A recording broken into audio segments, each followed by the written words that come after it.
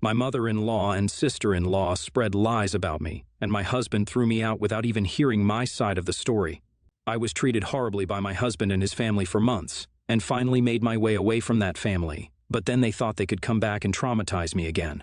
But I'm really happy to say that I stood up for myself and my baby daughter.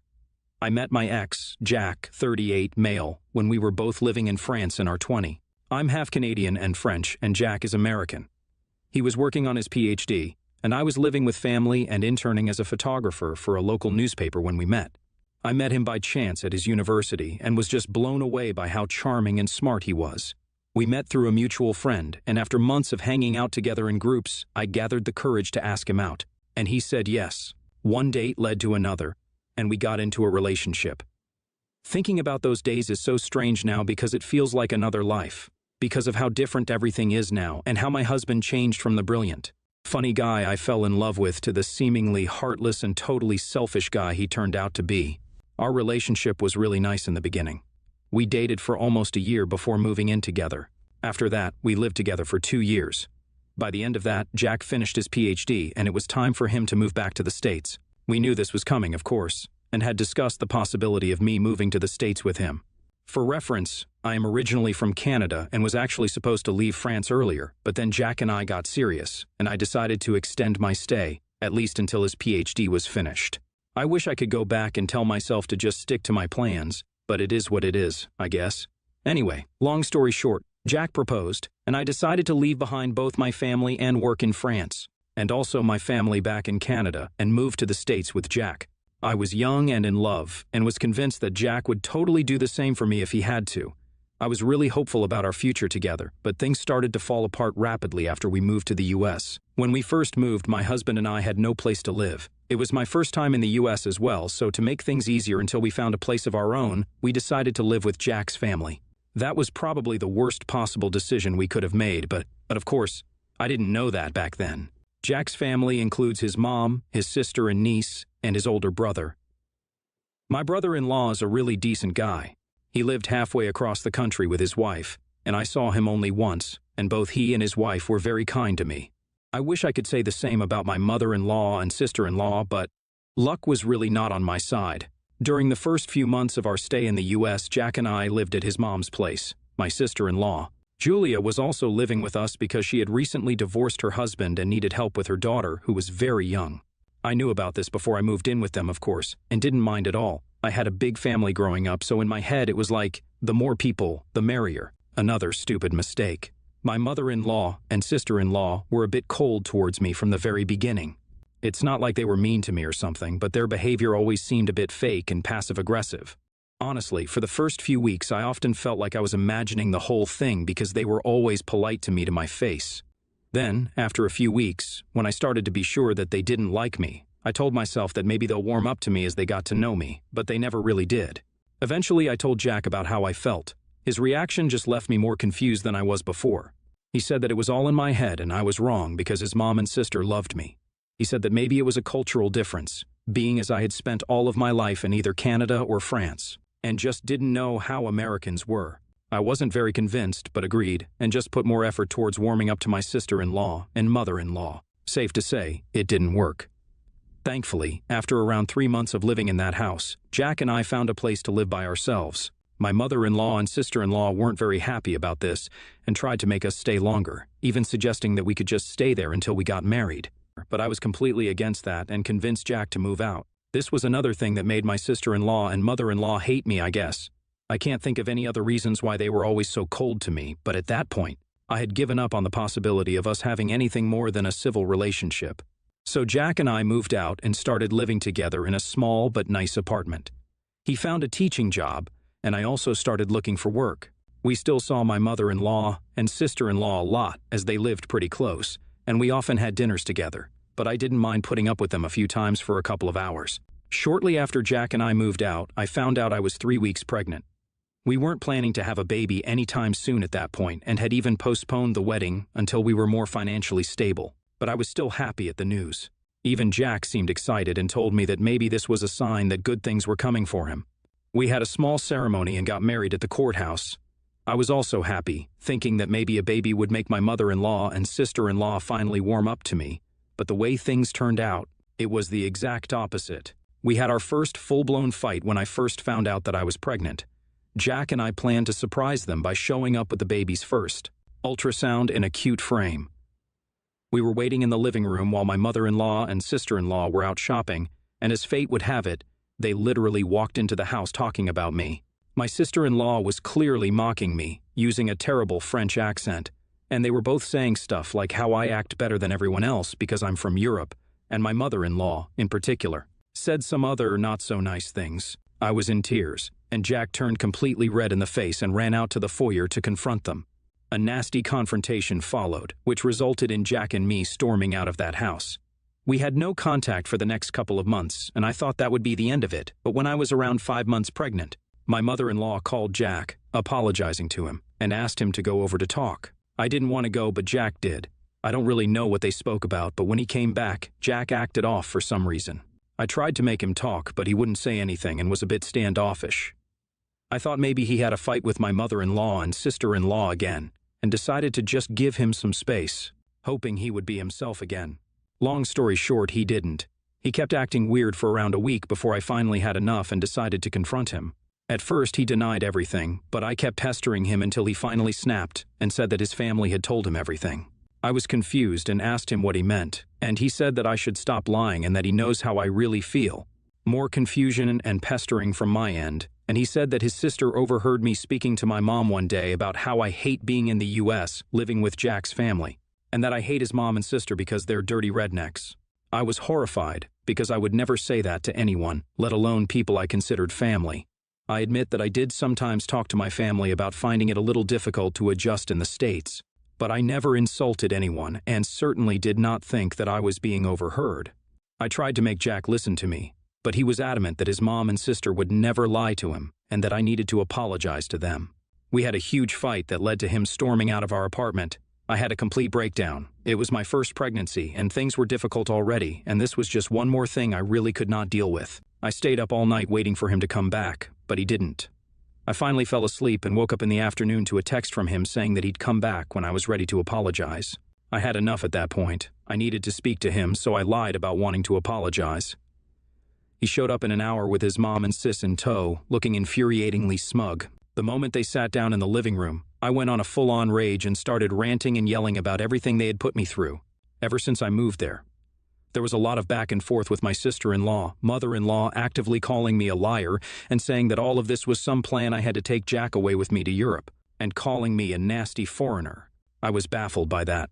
I looked at Jack and asked if he was going to defend me, and he just looked away and said that maybe it would be best if I left the apartment for a bit. I couldn't believe what I was hearing, but at that point my pride had finally kicked in. I was fed up with constant emotional abuse and lies and decided to finally take action. I packed some of my things and checked into a hotel. I spoke to my parents and decided to return to Canada to be with them during my pregnancy. I also divorced Jack as soon as I could. After moving out, the process was easy, as he didn't put up a fight, and we both wanted to get away from each other as soon as possible. The months went on, and I thankfully had a beautiful baby girl a month ago. But here's the kicker. A few weeks after my daughter was born, Jack sent me a letter asking that I should return his daughter because he wanted her to be with him and his mother. This has just infuriated me. After all the pain they have caused, they had the audacity to demand my child. There was no way I was going to let them take my daughter away from me, and I wanted to go to the States and directly confront them. But my parents and friends were saying I should just let our lawyers handle this. But I kept reading the letter and got angrier and angrier until I finally booked a flight to the United States to confront Jack and his family. I had no doubts that this confrontation would not be easy.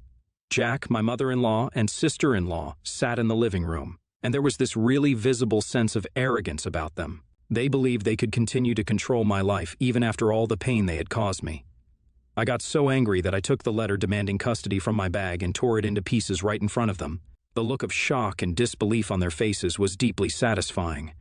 I felt a rush of empowerment knowing that I was taking control of my own life and the life of my child.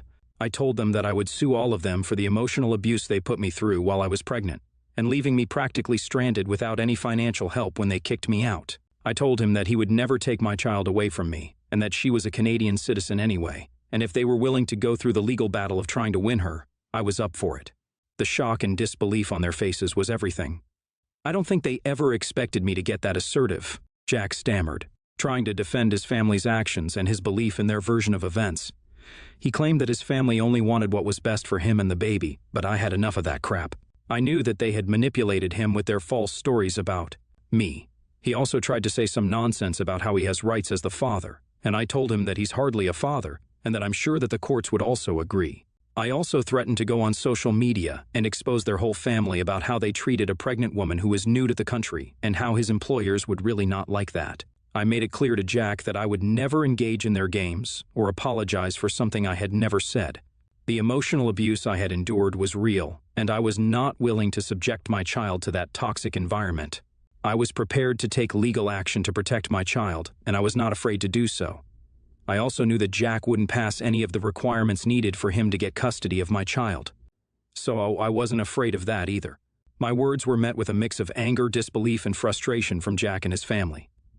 My sister-in-law and mother-in-law started screaming and said that marrying me was the worst decision that Jack could have ever made. And they always knew that I was a vindictive and evil woman. I just laughed at their faces and said that I was sorry that they had nothing better to do in their lives than to villainize a woman who had literally never done anything wrong to them. They looked shocked at my words.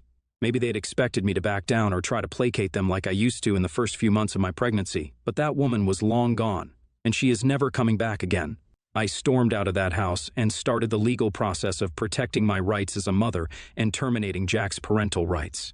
I consulted with lawyers in both Canada and the US. This has proven to be really difficult, but I am determined to prove I am the best parent for my child, and I will not allow Jack or his family to take that away from me. Things have only just started and might take a while. I'll try to keep you guys updated. Jack reached out to me several times, saying that it is unfair to take his daughter away from him because of how our relationship turned out, and that I should let him have access to my little girl's life, and that he'd stay out of my hair and agree to my conditions. His mom and sister also keep saying that I'm a horrible mother for keeping my child away from her father. My perspective is that a coward like him doesn't deserve to have my daughter in his life. AITA for wanting exclusive parental rights? Update 1. Thank you so much for all your advice and kind words. Honestly, I was just ranting to the internet because the people in my life have seen things progress from the beginning, and I didn't want to tire anyone out or make it seem like this is the only thing I can talk about. Your words of love and support really mean the world to me, and it warms my heart to get DMs from women who have been through similar situations and were able to protect themselves and their kids. I'm still going through your comments, and even if I can't reply to all of them, I'm trying to read as many as I can, and I truly am grateful to each one of you. A lot of people have been asking me about my relationship with Jack and why everything changed all of a sudden after I moved to the States. Honestly, I don't really know either, but I'm guessing that our lifestyle was so different back in France that maybe Jack forgot how much things would change back in the States. Also, he was not too happy about the pregnancy, so all these things made it really easy for his mom and sister to manipulate him. Why they never liked me is another mystery. They just wanted an all-American girl for Jack, and I guess I was too foreign for them or something. My mom says that my sister-in-law was probably jealous of me or something, but I think she only says that to make me feel better. In hindsight, I should have really seen the red flags in Jack's behavior earlier than I did. The fact that he kept telling me that I was imagining his mom and sister's dismissive behavior was wrong and manipulative. But, well, lesson learned, I guess. And yes, I was unemployed while I was in the States. I was looking for a job, but then I found out I was pregnant and decided just to take a break till I had the baby and recovered from the whole childbirth experience. Makes it even crazier because I literally uprooted my life and my career because I loved that man so much, and he couldn't even stand up for me when it actually counted. Utterly disgusting and pathetic of him. The good news is that I do have a great job now and work for a magazine, and more importantly, I know that I cannot risk my career for anything ever again. Silver linings, I guess, if you can call them that. Update 2. Hi to everyone who might still be interested. I've gotten so many DMs and comments asking what happened. Sorry for the delay, but so much was happening that I just didn't have any time. It's been almost 8 months since my last update, and I'm sorry to leave you guys waiting. If anyone's still interested, it took a long time to get things done, but I'm happy to report that Jack now has no rights over my daughter.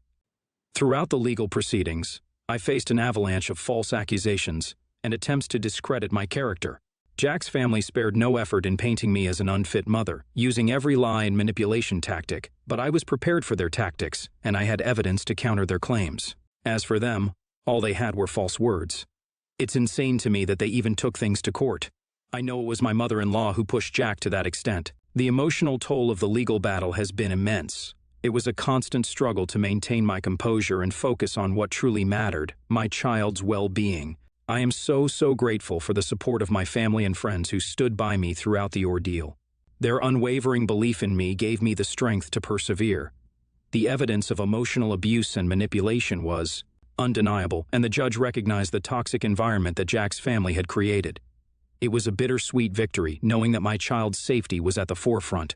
The court ultimately ruled in my favor, granting me full custody of my child.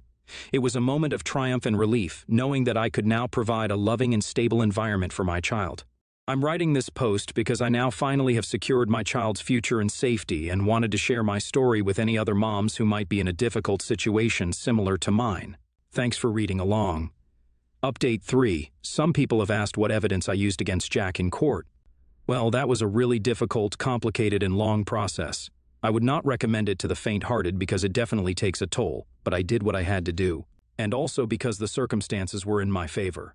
But I had text messages going back to my first few months of pregnancy to my friends and my mom, where I constantly went on about how my mother-in-law and sister-in-law made me feel. But the biggest piece of evidence was my recorded fight with Jack, mother-in-law, and sister-in-law right before they kicked me out of the apartment. I think I already mentioned in my original post that I had spoken to my friends about Jack storming out, and almost all of them had told me to confront him as soon as I could. Luckily, one of my friends had suggested that I should record the whole interaction as it could come in handy if they later tried to deny that they were awful to me. I'm so glad I listened to her and grateful for her amazing foresight. Also, the fact that Jack kicked me out while I was helpless and vulnerable and made no contact with me throughout the duration of my pregnancy or even at the birth of my daughter didn't really paint a great picture of him.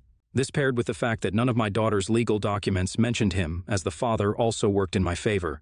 That's another thing I made sure to do because somewhere in me, I knew that crazy guy would try to come between me and my daughter. I'm just grateful for my amazing lawyers who fought for me and got me and my daughter what we deserve. Honestly, Jack was a terrible partner and even worse father, so although the legal procedure took forever and was expensive, I had faith that the court would recognize that I was obviously the better parent for my daughter and wouldn't take her away from me. Some of you have also asked if I'm planning to tell my daughter about Jack. Well, I think she's way too young for me to worry about all that, and I don't really have any solid plans yet, but I do know that I'll tell her the truth about what happened when she's old enough to understand these things. For now, I have a happy and healthy baby girl with loving grandparents and many aunts and uncles, and I'm sure that she is not missing out on any type of love or affection. I really do wish that she could have grown up with her dad and a happy set of parents. But I'll do my best to be a good mom and make sure that she never feels left out. I have not been in contact with Jack, and I don't think I ever will or ever want to be. My daughter is healthy and the happiest, goofiest kid ever, and I've actually started seeing someone recently. We're taking it very slowly, which is how I prefer it to be now that my life is finally stable enough for a relationship. Thanks again for all the love and support that you've sent my way, and for reading along so patiently.